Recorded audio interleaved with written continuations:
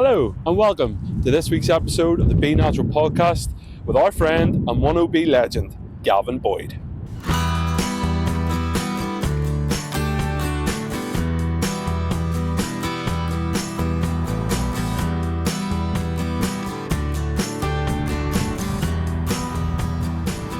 So Gav, we are here today at the home of football, Glentoran, the Oval. Why are we here today for your episode?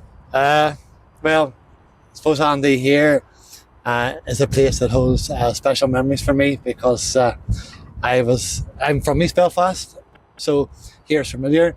And as a small boy, before I was 8, I was brought here with my dad, who his own family grew up in Banbury Street, just a couple of streets away from the Oval here. Yeah. And this was my first introduction to watching local football. Yeah. When I was maybe about 6 or 7. Yeah.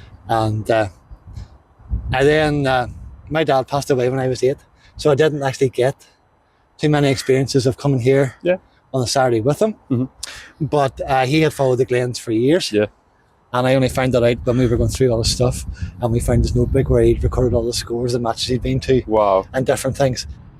When the Glens were in their heyday, sort of in the 50s and 60s. Yeah. And I didn't come back to the Oval then until I went to secondary school. Right, okay. And me and my best mate, we were at Ashfield at the time, and obviously we were interested in football and we followed the Glens. And in the 80s then, him and I followed the Glens home and away. Wow. All the time we were here and all the big games, and it was great. There were some great players around the team at that time, and it was just great to be part of it because we're all just local lads and it was just all happening and you were watching it. Amazing. And you mentioned there about your dad, so as you said, sadly your dad passed away when you were 8 years old, but I think as we go on to talk about music, your dad 100% has had a massive impact legacy wise on music, both for you but also you and I both go to the Salvation Army at Sydenham, and your dad's legacy in that is really prevalent, so much so that we actually have one of our pianos in memory of your dad. Yeah. Do you want to talk a wee bit about that, about your dad's legacy? Well, obviously when I came along, my dad and my mum and the rest of the family already had been going to the Salvation Army, which was in D Street back then, again in the middle of East Belfast, and close to their home, and for years they had been going. And by then, my dad had been the leader of the Young People's Choir. Okay. And by the time I came along, he had progressed to being the songster leader. And the songster leader is? The songster leader is the choir leader, yeah, as people would know in the Salvation Army. So he was the choir leader there for 19 years until his death. And he had a massive influence on us as a family because he was the songster leader or the choir leader, and we went to the army, and my two sisters, as they grew up, were in the choir as well with my mom, and obviously music was a big influence there. He also played in the band, and that was my first introduction then to playing a brass instrument, which has helped me come from the Salvation Army beginnings to being in a band like the First Old Boys, where we are now, and enjoying the musical experience that we have. And I think something that your dad was famous for, obviously it was before my time, but talking to people like my nanny and other people that were in your dad's songster, something your dad was really famous for was not just the musical excellence, but also the deportment of his brigade. Yeah. And it's something that you definitely have carried in to your musicianship. Yeah. And do you notice that in yourself? And I do. We have I suppose it's something that we can hold on to as a family, in terms of my mother was a dressmaker, and she worked in the rope work back in the day, and again East Belfast, but she was very good at sewing and being able to use a sewing machine, and in fact some of our clothes that were made for us when we were kids were all handmade. That's class. Because she made them. And even in the days when we would have all been at the Salvation Army, she would have made uniforms and stuff like that. And that influence coming from her about, clothes being important and keeping your clothes clean, and especially your Sunday clothes that you wore. If you wore a uniform to the Salvation Army, it was outside of your normal clothes, but keeping that to be at its best, and making sure when you did wear it, you looked as good as you could, and it was all like that. That's an influence that has transcended down through the generations of my sisters to me, and through the years, and it's just something that has stuck with me. And certainly being in something like the Old Boys, again, it's a uniformed organisation when we present ourselves, because we all wear the same stuff. So it's important to me, as it is to everybody else, that we all look as good as we can when we reflect the Old Boys when we're out and about. But I think it's a really important thing. You know, sometimes whenever we've debated what we're going to wear for things, you're definitely a very vocal voice in it, and it's really good, because it's not just about what we sound like, it is about what we look like when people are coming to hear us. They're also coming to see us, and if you look like a bag of spuds tied in the middle, people don't really want to sit and enjoy that. So it's definitely a massive influence that I can see through you, and also, as you say, being a family friend, as I know, through the generations, and it's amazing. But you talked briefly about your mum there. Unfortunately, your mother passed away when you were quite young as well. How old were you when that happened, and what was that like? I was 15 and a half when my mum passed away. It was a bit of a hard time for us as a family, because it was a time when I also had an accident myself. And it was shortly after that accident, which was quite a serious accident, that my mum passed away. So by the time I was 16, both my mum and dad had gone. Thankfully, I had two sisters, and my older sister, Gillian, was able to step in with her family, and that's when I left East Belfast, where we did live, when I lived there with my mum, and I moved to Bangor, where I now live. And obviously, the years have gone on, and we've come back to Bangor, and I've set up home there with my own family myself. So. Bangor upon Sea. And you talked briefly there, just mentioned quick about your accident, but your accident was quite a massive impact on your life. Do you want to talk about that and the impact that had on you as a teenager? Well, it was unexpected, as these things tend to be. It happened. It was quite serious. We had the added effect of 2 or 3 weeks after I had the accident, I was in hospital, and then my own mum sadly passed away. So that's just something that was pivotal in terms of the next direction that I was going to be going, in terms of where I was going to live, what I was going to be doing, in terms of I was just about to leave school, or had left school, and I then went on to technical college, but it was all down in Bangor, and none of that plan that was in place already, and I didn't know about it. None of that plan was ever in my future, as far as I was concerned. I was always going to be living in the house where I lived with my mum, and as I say, it was a bit of a seismic shift because of that accident and what happened after that accident with her passing. That life just changed for me completely, and that's it. Life completely changed. You talk about nothing being in the plan, but I'm sure there's loads of people out there have suffered loss and suffered grief, but maybe not everybody has been as fortunate as you to have the network that you had. I know your sister Gillian, you mentioned it there, took on the mantle, but I know even today she's still a massive influence on your life, as is Gail, your other sister, and you're all still very close as a family. Is that something you recognise that's quite not unique, but that you cherish? Or? Well, I think the experience of all of that, for me personally, and for the rest of the family, and for them as my sisters, has shaped us. It wasn't something that we thought was ever going to happen, but it did happen, and we had to obviously then adjust and pick up the pieces from where we were with that and how we went forward. And certainly it was something that it has shaped us, as I say, because we're very close as a family anyway, but that kind of has brought us closer, because we all live in Bangor now, and we all see each other a lot, and are close in that way, and it's just how things turned out to be. Excellent.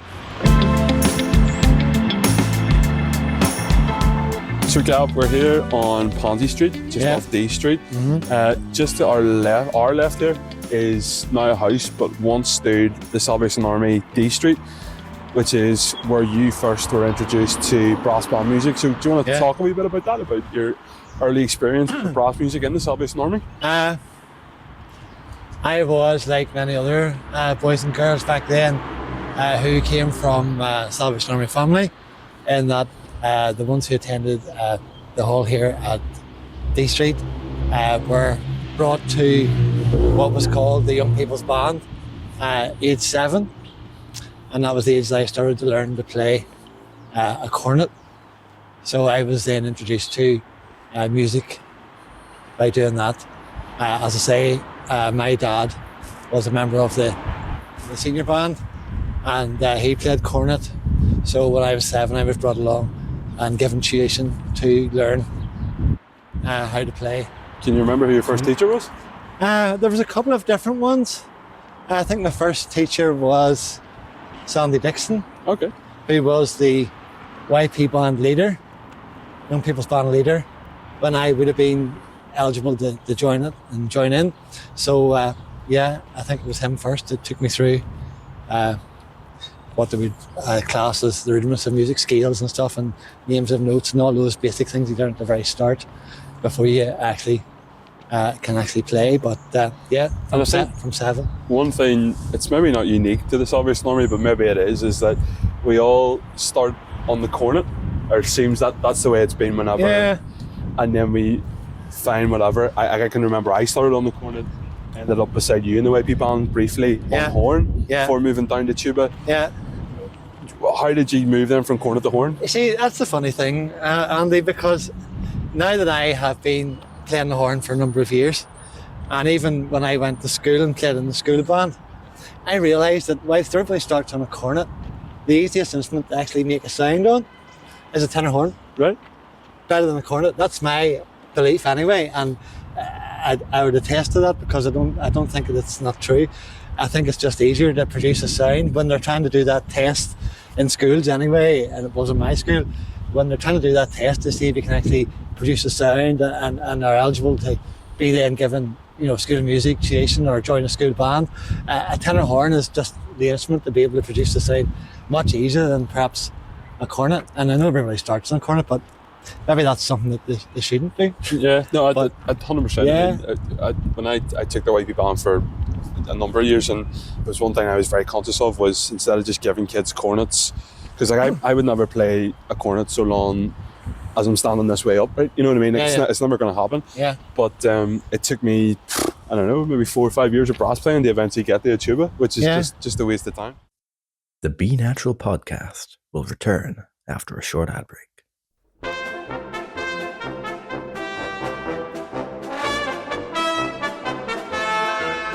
Facing a fate, the plans that we made, walking in a wheelchair one night. Do you think that you're growing up in the Salvation Army, because you and I both don't just enjoy brass playing, we both enjoy a sing-song? Yeah. Do you think that musical influence has impacted how you view brass music and how you view music as a whole, that it's not just the instrumentation, the vocal side of it as well?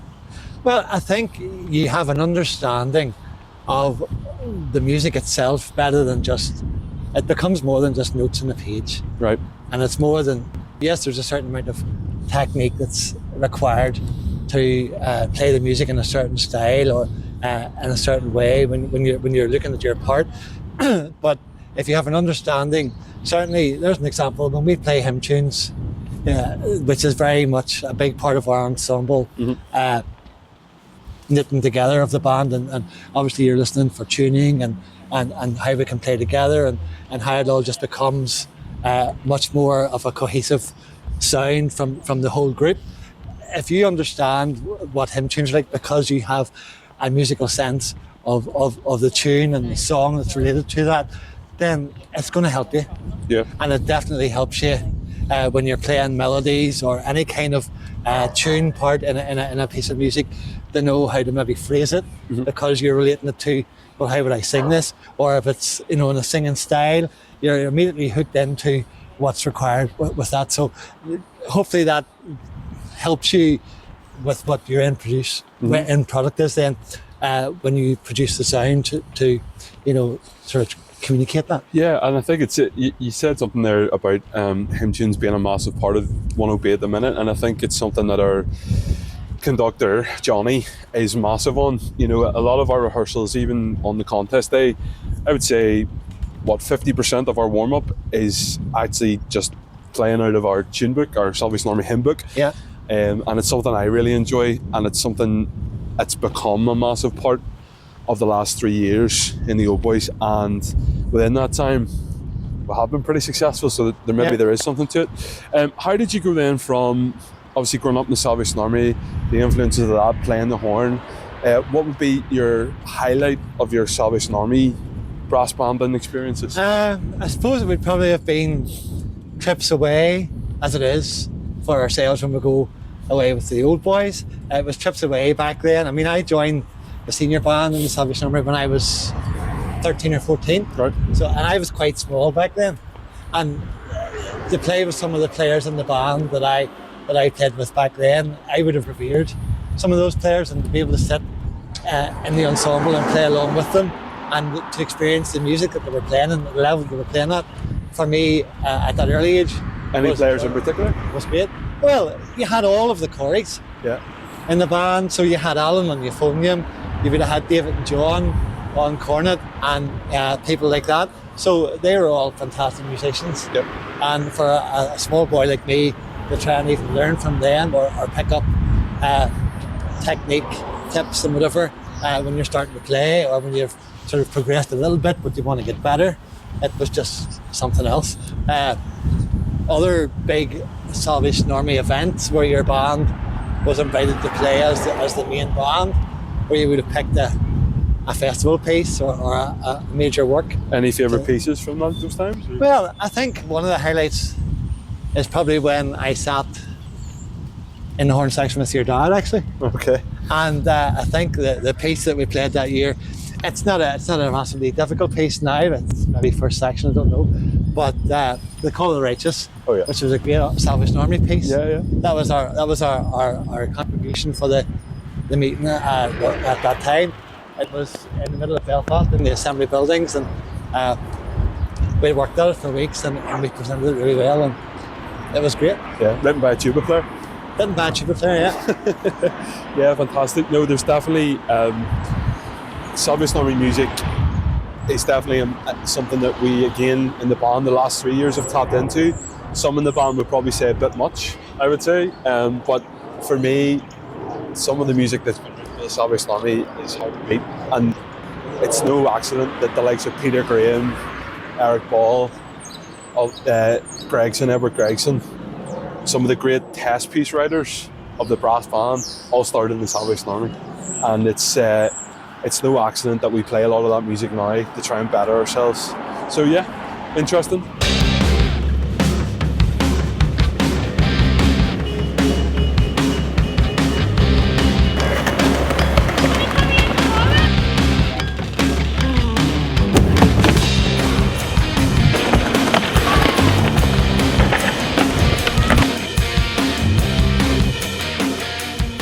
So we've chatted about your life, early life, chatted about Salvation Army. What we haven't chatted about yet is how you went from never playing in a contest in band, as far as I know, to playing in First Old Boys. How did that happen? That all happened as a result of an invite from John Sharp. Okay. Who obviously I'd known through the army and was in the Old Boys at that time, and the band were going to the English Masters contest. Okay. And he texted me and asked me would I come along and join the horn section on second horn, and I was happy to do it. So when was that? I believe that was 2015. Right, okay. So that stage, the Old Boys was becoming quite a successful group. How did it feel going into that kind of environment? You know, when you're used to Salvation Army where the competitiveness really isn't there in terms of performance. Yes, there's pride in it, but how was it going into an environment where competition was part of your music? It's a different environment for a Salvation Army person who's played in Salvation Army bands to come into that other band sort of scenario because it doesn't have all the same reasons for why you're in the group as being in the army would have. it was really something that I hadn't never experienced. But I knew of the old boys locally, being from Belfast, and I knew they were a really good band and had been around for a long time and had a great deal of history along with them. And certainly I was to sort of help them out in the contest and then go on to be part of the band as I have been up to now. It's something that I take a lot of pride in, because I'm helping contribute to the overall success of the band, and I'm getting to enjoy that as well. And it's just something that perhaps back then I thought might never have happened had I not got that invite. And it certainly helped me. I'm older now, but it's definitely helped me give longevity to my playing career, and certainly I've had some great experiences in my time with the band, and you know, some that will live on in my memory forever and ever. And you know, it's just something that I do cherish.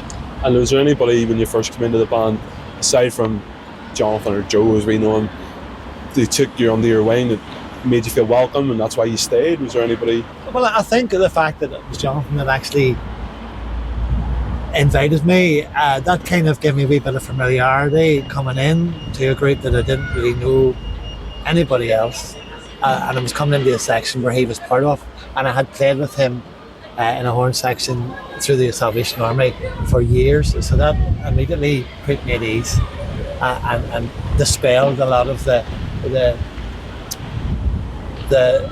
nervousness and anxious feeling I would have had coming into that kind of band sort of environment. And to be honest, the old boys as a group of players are some of the most welcoming players and people that I've come across in the band fraternity, because like was for me when I joined, there were so many people that, you know, welcome you in and are glad for you to be part of it, and certainly are helpful, and you know, just want you to feel part of the whole thing that they're doing as a collective. So it's very easy, I think, to fit in to a band like that, and it makes a difference. I think it's something. I played with another contestant band with Lagerville before I joined the old boys, and from the outside I think the perception was the opposite of that it wasn't a very welcoming band. Certainly when I joined, and we'll get on to that in just a wee minute, it was a very welcoming band, and I think it's something that we're maybe not very good at promoting outside of our own band, because we're just so focused on whenever we get the contest or whatever we're doing, just doing a good job. But actually, outside of the musical goals that we have, one thing that's really important to us is just having the crack and being a band, Andy, is nothing without the people and the kind of people that are in it. Yeah. And it's not just what their playing ability's like and how good they can be and how good the overall ensemble sound can turn out to be when we work together to produce a piece of music. It's about your personality, what you bring as a person, as well as somebody who can play an instrument, and you add that all into the mix, and it's just whatever that cooks up is the result of what you get. And it's not the same everywhere. No, because you don't have the same personalities and the same people able to give and bring to the table what they bring in other types of bands, you know. And I would say the bands that can do that and work hard and really focus on the music and give the commitment to what's required to produce the music of their standard that's needed to be successful. If they can bring along with that all of the other stuff that's not focused on the music, it just makes it all it can be. Yeah, absolutely. And I will be forever grateful to Jonathan, Joe as I call him, and you for sending me that text in 2018 asking me to come to the band. I had walked away from contesting just burnt out, but that text message in a lot of ways has changed my life in a really, really positive way. The friends that I have now, the experiences I've had musically, never would have happened. So thank you for that. You're welcome. You served in the committee from I think 2 or 3 years around that time up until COVID. Then COVID happened, and like a lot of people, you experienced burnout and took a break from banding for a while. Yeah. What was it like after COVID when the Old Boys picked up again and you weren't a part of it, but you saw the success continue? What was that like for somebody that had gone in, been so invested in it, having to take a break for yourself and seeing it crack on? What was that like from the outside? It was difficult. I'll be honest. It was difficult because COVID was what it was for everybody, for so many connected with bands, and it was difficult to see just how bands would play out, or even keep going, or even reform once COVID had finished. Some bands fell away and didn't come back. Some bands struggled to function while COVID was happening. And then when it was over, they were able to get back into the whole rigour of, here's how we normally do it, rehearsals and all of that stuff. And I really struggled when COVID was on about how we had to adjust and adapt to meeting together and rehearsing. And for me, that took away from the whole Old Boys experience that I knew. And that kind of made me sort of step back from it. The other pressures, work at that time was just crazy. Because I had just started a new job and it was difficult to try and find the commitment on top of available to the band and my work, and I had to just come back from the band a bit. I really feel that the important thing is for everybody in a championship band like the Old Boys, if there's a 2-night commitment, that you do your very best to maximise your attendance to doing that and keeping to that, because as soon as you don't, it creates a slip that can have a domino effect around the whole band, and it takes away from what the band can be. But to see that then falling back in after COVID was over, and to be able to think, well, the Old Boys are going on now and they're being successful, they've won a couple of contests, and there's something that I used to be involved in and I'm not now. It really did have an effect on me, and I wanted, if there was ever an opportunity, I told myself, if there was ever an opportunity to get back into that band, take it and get back in, because it was just such a rich experience for me when I was there, that I needed to have more of it. I remember calling you to talk to you about coming back, and I don't think you even thought about it. I think it was just straight back in, which is great. And I think we missed you, not just as a player, but as a person. Go back always said, what you said, that there's so much more to a band than just the musicianship, it's the people. And you are a massive character in the band, and we lost a wee bit whenever you walked away, and not just musically, but also from the band's personality. You talked about 2015. I would say pre-COVID, when I joined the band, the Old Boys never travelled well. We were okay on our home turf. Had a couple of good performances in European, but never managed to get over the line. 2025. What's that coming to the end of it now? We've had another success for you in the contest stage. Looking back over 10 years, what's been your contest and highlight with the Old Boys? Highlight has to be, as you said, we went to contests across the water and even in Europe, and we either performed not great.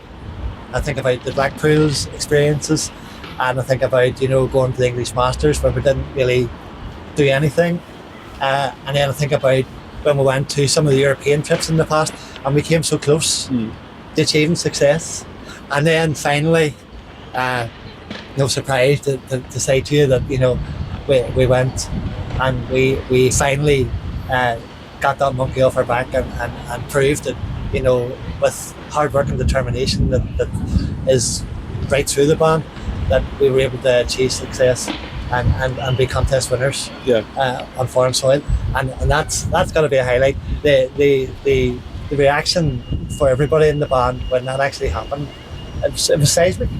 Because the emotion that just poured out, because we've been trying so hard for so long to get ourselves in the position to be in those contests and then to perform, and we so often came so close and then just fell the last hurdle. And some things were against us, it's the way the bands are formed that you come up against, and the adjudication contest is never a nailed on thing, but to actually go to that Dutch contest and come away with a win was just something that's I can't describe it. You and I, before the results, we were with a big group of us, and you and I had decided that the restaurant wasn't for us at the children. That's right. So we left the group of 20 and went and had a steak somewhere. And that's a great memory that I have. But I remember you talking to me just before we went in about you know, how special it would be if we got over the line. And then I remember after the results, you grabbing me by the neck as we were walking to meet everybody at the bar and saying, "You'll never forget this moment." And No, it's true. It was true. it was a great memory. Unforgettable, never be the word for it. Yeah, it was a great memory that we had together. Yeah. Look, mate, thank you for taking some time to catch up with me, and I'll see you on Monday in practice. Great to chat. Thank you.